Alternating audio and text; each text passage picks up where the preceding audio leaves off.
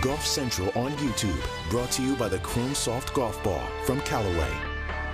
Hello, I am Matt Adams, and this is your Golf Central update. Rose Zhang with the lowest round in the history of the Augusta National Women's Amateur. Zhang with a clean card, shooting identical 3 under 33s on each side with 6 total birdies and no bogeys. After she finished up, this is what Rose Zhang said about the round that was. From the start of the round, I really just wanted to kind of make pars because at Champions Retreat, you never know what you're going to get. And with the ground being so soft and being muddy, I can't really expect anything more out of my game today. On 8, the par 3, once I hit it long, you know, especially with the score being pretty good in terms of scorecard, I knew that, you know, after I bombed that putt by around 6 or 7 feet, it was going to be a slider putt that I kind of needed to kind of make to keep up the momentum. And I didn't think too much, put a really good stroke on it and was able to convert. So on 14, I made a 17-yard putt. Yeah, I talk in yards, not feet. But that was pretty crazy, especially since it was pretty windy in the first half of the round. My dad was just sweeping like the little pine branches off of my line, and he was doing it like a maniac, and I was low-key kind of telling him to calm down in terms of trying to help me get the little stuff out of the way, but turned out for the best, and I have him to thank for that. So here is a look at the first round leaderboard. Zhang with a 1-stroke lead over Ole Miss senior Andrea Lignell. Jenny Bay, the Georgia Bulldog, is 3 under after she posted a score of 69, which included 7 birdies and 4 bogeys. Defending champion is 17-year-old Anna Davis, and her title defense got off to a rough start. The first round was played with preferred lies, which applies to, quote, areas cut to fairway height or less, end quote, as stated by model local rule E3. According to a statement from the Tournament Competition Committee, Davis committed 2 violations on the par 4 first. Davis's tee shot found the second cut where she lifted, cleaned, and replaced her ball. She did the same thing after her second shot found the rough as well. On the 4th hole, she was notified of the rules infraction and was penalized 2 strokes for each infraction. So the 5 she thought she made on the first hole became a 9. Davis spoke after the round and explained what happened. So, preferred lies were only in the fairway today, and I learned that after the first hole. On my first drive, I was in the rough, you know, did my little thing, there's mud on it. Hit my second shot in the rough, same thing. So that was a 4-shot penalty right there. But a little rough start to the day, but it's all right. It happens. It's a learning experience. Well, if you look at my score on hole 4, you'll kind of see like what my you'll kind of see how that affected me. But yeah, it was. I mean, it happens. I was a little taken aback, but I had a good round after that. So yeah, after I had a good round if you don't count the first hole. So does that give you some confidence? Yeah. I mean, my game feels in a good place. So, I mean, obviously there's a little bit of a misfortune, but that's golf. I knew we were playing the clean in place. I asked like my score if we were doing it all like everywhere, but I guess he didn't know. But he said, yeah, we were. So, whatever happens.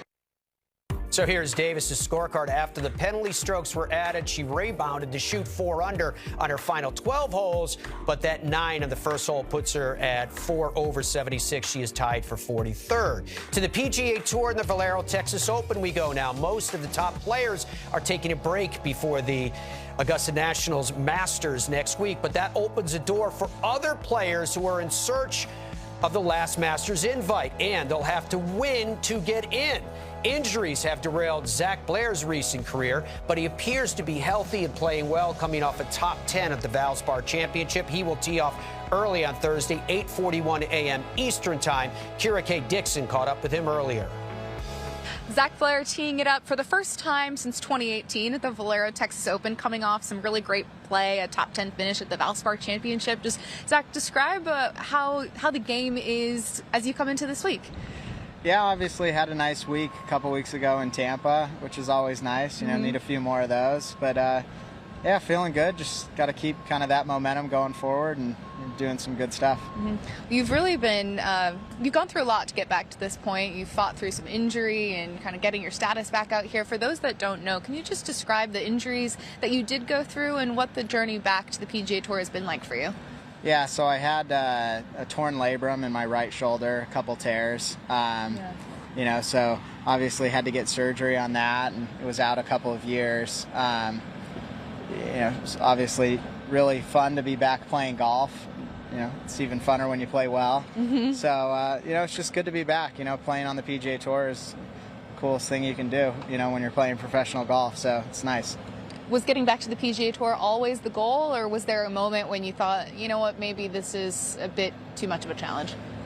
Yeah, you know, I was on a major medical, so I had, you know, virtually the full year to, you know, basically see if I could golf again, and played some conditional or some medical rehab starts on the Korn Ferry Tour, and, you know, played solid, and, you know, was really just kind of testing my body to see if I could still kind of do it. And then the first event of the PGA Tour season at the Fortinet, you know, played well and, you know, finished like 15th or something like that. And you know, that was really kind of a positive week, just knowing like, okay, maybe I can still play a little bit. So it's nice to have good weeks. Well, in the meantime, while you've been going through this injury and rehab process, you've also done something that I don't think many PGA Tour players can say, and that's open your own golf course, the Tree Farm in Aiken, South Carolina. Just describe why this has been a project for you. Where does the genesis of this come from? And, you know, you are a very, you talk a lot about your love for golf course architecture, so just describe what this project has been like.